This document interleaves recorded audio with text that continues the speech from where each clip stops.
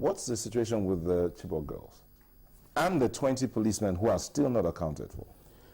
Nyota, I participated in a program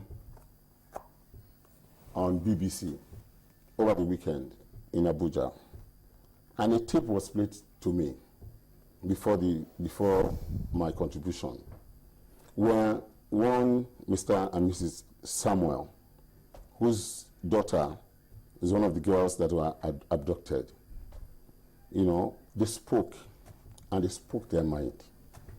They said, we don't believe in government, we have been abandoned because we are poor, nobody is looking for our girls.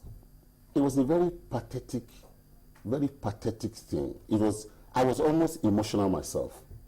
And I can understand and identify with them. My own senior sister, so many years ago, on a Sunday afternoon, her husband walked out of the house for a regular stroll.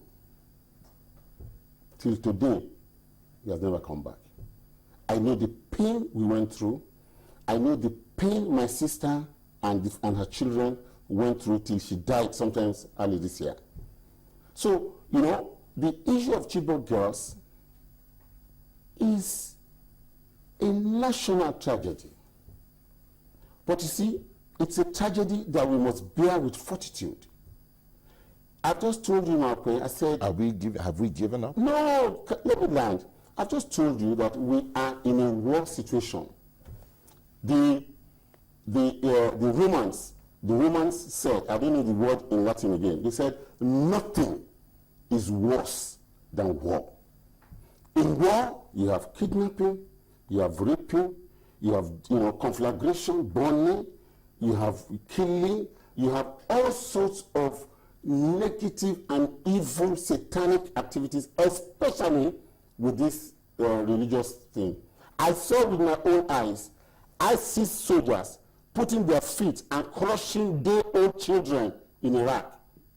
They laid them on the floor, and they were crushing children, babies, day-old, and they're killing them. These are the things that we are suffering now globally. The Chibok girls are a major thorn, a major thorn in the flesh of this administration. If it was possible to get them yesterday, I know that this government will have done everything possible. But mark you, this is not a regular kidnap. This is not a regular seizure of one person, two persons. Last week, the American government or American forces tried for the third time this year and failed to rescue their soldiers in Iraq for the third time. And the rescuer and the person to be rescued were killed. One person. Now we're talking of 200 and something girls. Any mistake will lead to their death. So we're caught between the devil and the deep blue sea. That several times agents of the government have said they know where they are. Yeah. So what? I'm saying, no. Listen to yourself.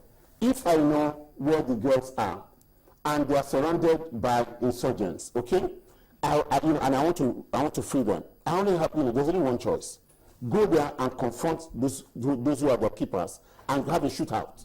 In that shootout, can now determine how many girls will die. So there's no time limit for returning the girls alive. There's no time limit. That is on one. Everybody's anxious. Everybody is upset, including government. But we have our eyes on the ball. That was why, even though it was not such a very inviting thing, this government went to Chad.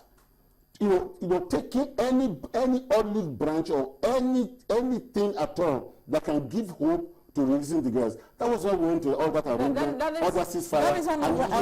That is on the one hand. Another thing is, reaching out to the parents of these children.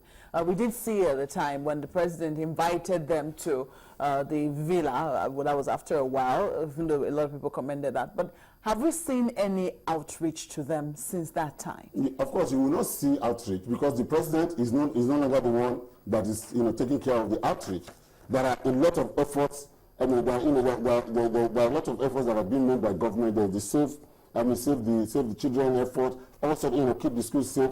There are so many things that have, the president has done his own bit. Now, it is the instrumentality of government that does a follow-up. And it is not all these follow-ups that are done in the media. But more importantly, in terms of the social and psychological needs of the people, it is the state and the local governments that are better positioned. They speak the same language. They know them better than we do. And so, our attention, I think, the military regimes that we have had for so long, having centralized government and governance to the federal government, is still making us feel that, everything that must happen in the country must be federal government. That is not true. Dr. Okupe, when are you visiting Borno State? Me? Yes. Why should I visit Borno State? I'm somebody who works for the president. Or I'm not with your principal visit Borno State? I'm not a social worker.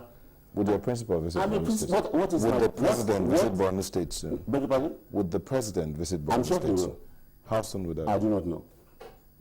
Okay. You managed to make us look at politics. Well, we're quickly out of time. You did admit that there's a challenging times. These are tough times for your party. And looking at everything that we've looked at right now, it doesn't look too pretty. You definitely... Doesn't look too? It doesn't look too pretty. No, it looks challenging. It does look But challenging. What do you think your chances are? Or what do you think, how strong do you think you'll be in 2015? Thank you very much.